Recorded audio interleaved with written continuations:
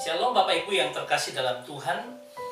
Kita akan melanjutkan bersama akan apa yang sudah kita renungkan saat ini, yaitu tentang ini bagian keempat dari 249b, tentang bicara berkenan kepada Tuhan, baik pakaian yang fana dunia ini maupun pakaian surgawi. Kita sampai pada ayat yang ke-9, ya, bagaimana kita mengenakan pakaian baru tapi juga kita masih ada pakaian yang lama.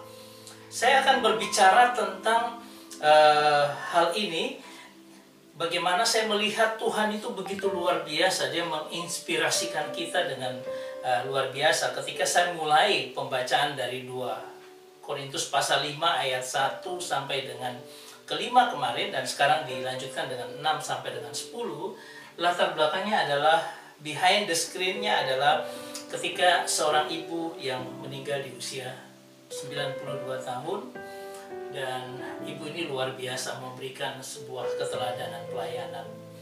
Dan pada saat ini baru beberapa hari yang lalu dan kemarin tadi malam saya sempat ikut ibadah malam penghiburan, adalah seorang teman pelayanan juga, dan juga orang yang luar biasa. Bagaimana saya melihat ketabahan, ketenangan dalam melayani. Nanti kita akan melihat itu karena tadi malam ketika ada yang berkhotbah, dan dia berkhotbah dari 1 Tesalonika 4 ayat 13 sampai 18.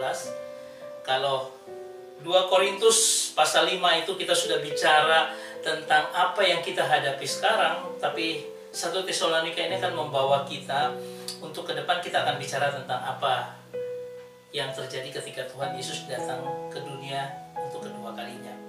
Tetapi ini yang menginspirasi saya untuk bisa merenungkan akan hal-hal seperti yang kita renungkan saat ini. Kita coba lanjut dengan ayatnya yang ke-9. Dikatakan, sebab itu kami berusaha, baik kami diam di dalam tubuh maupun diam di luarnya, supaya kami berkenan kepadanya. Kalau kita bicara tentang berusaha, itu berambisi, kita ingin sekali, itu dari kata pilotimometa, itu artinya apa? Nah, ini ada artinya adalah desire very strongly. Jadi artinya apa? Bukan hanya ambisi dalam pengertian kita bisa pakai kekuatan kita untuk berusaha, bukan. Tapi ini mau menunjukkan kerinduan atau keinginan hasrat yang sangat kuat. Jadi kita aku ingin apa? Menyenangkan Tuhan. Mau di dalam tubuh ataupun di luar tubuh, ya.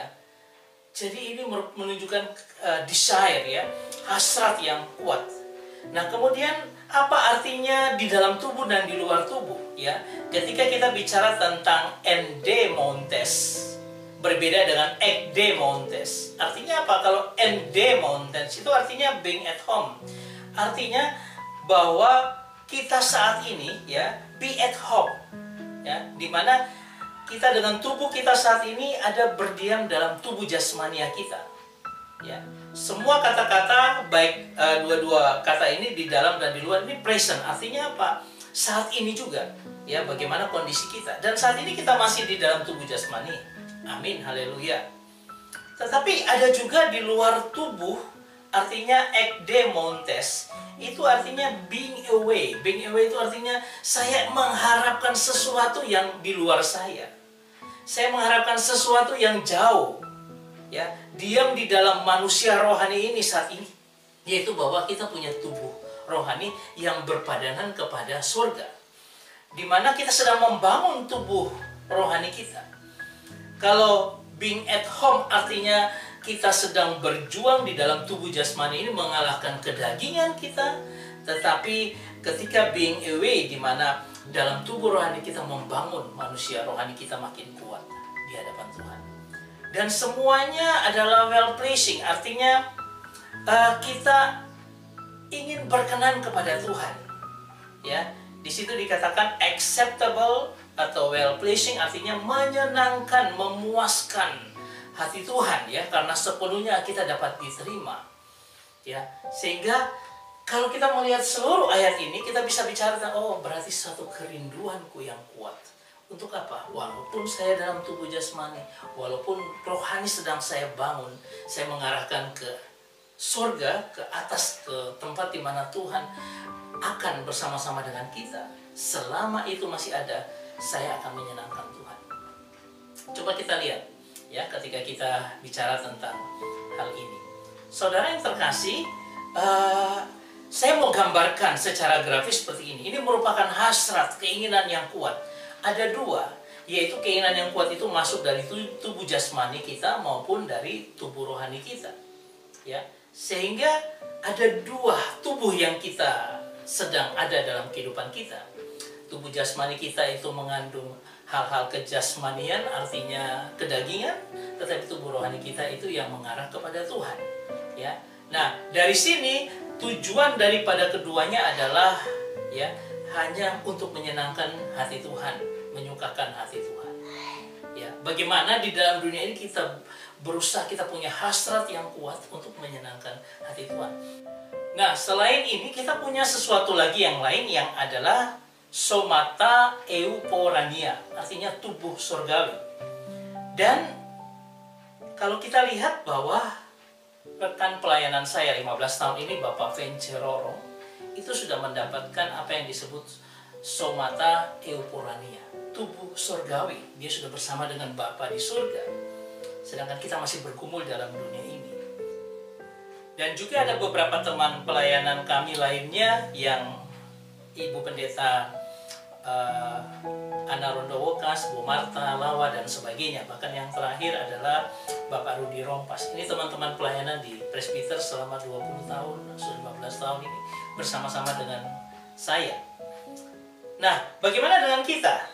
Saya sendiri adalah bersama-sama dengan beberapa teman yang lain, ini juga sedang bersama-sama di dalam dua tubuh ini, tubuh jasmani maupun tubuh rohani yang sedang bergumul. Untuk apa? Sebenarnya tujuan kita semua adalah sama, untuk menyenangkan atau menyukakan hati Tuhan. Satu waktu kita akan dipanggil Tuhan, tetapi ketika kita masih ada di dalam dunia ini, kita berhasrat, kita mau bangun, mengalahkan kedagingan kita, mengikis kedagingan kita, kemudian kita juga bangun tubuh rohani kita, di mana membangun spiritual formation dalam kehidupan kita untuk semakin hari semakin indah di hadapan Tuhan. Ya, jadi beberapa teman-teman ini adalah contoh, dan kita semua yang lainnya yang mungkin mendengarkan ini juga adalah bagian dari bagaimana kita masih berjuang. Berbeda dengan teman-teman kita yang lain yang sudah mendapatkan tubuh surgawi, somata euporania. Saya akan mengajak kita untuk melihat sebuah ilustrasi film, bagaimana dalam sebuah operasi, ya, seorang polisi dia dikhianati oleh teman baiknya, teman dekatnya sendiri. Nah, ternyata teman dekatnya ini mempunyai niat jahat untuk mengambil hasil penangkapan atau operasi mereka, yaitu berupa emas-emas yang khusus, ya. Sehingga akhirnya dia membunuh akan temannya, dan temannya ini akhirnya dengan tubuh yang baru, ya, dalam sebuah dunia yang baru, di mana dunia yang dia kenal semua freeze, berhenti. Kita akan melihat bagaimana ini salah satu ilustrasi aja menyatakan tentang bagaimana orang setelah meninggal itu.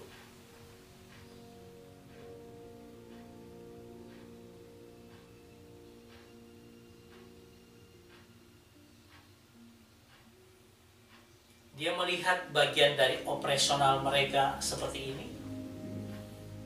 Semua freeze, berhenti.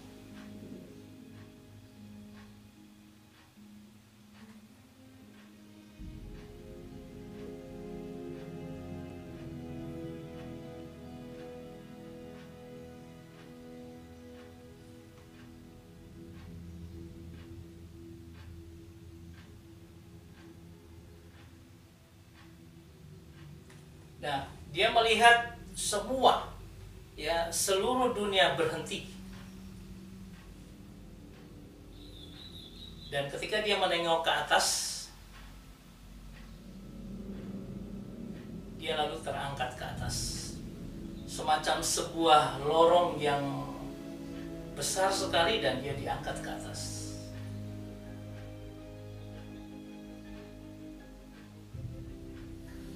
Saya membayangkan bagaimana apa yang sudah dialami oleh teman-teman kita yang sudah mendapatkan tubuh surgawi.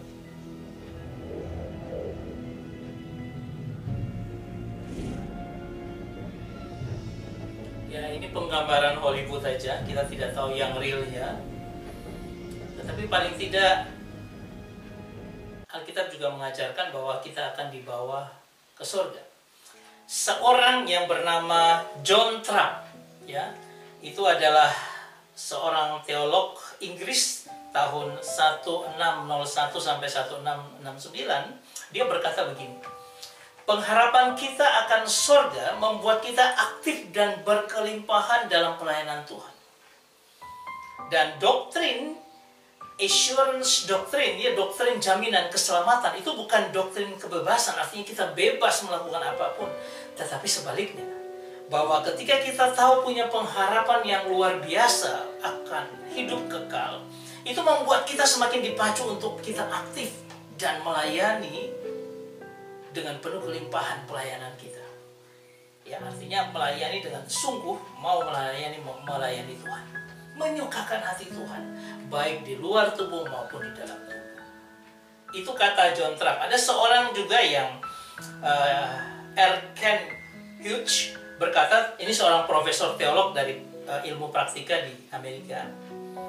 Nah, dia katakan gini: belajar dari anjing Golden Retriever yang dia miliki, yang tidak punya pengharapan akan masa depan, tetapi dia selalu punya cara dan kebiasaan untuk senantiasa menyenangkan tuannya. Jadi dia punya anjing, anjingnya itu suka sekali menyenangkan tuannya.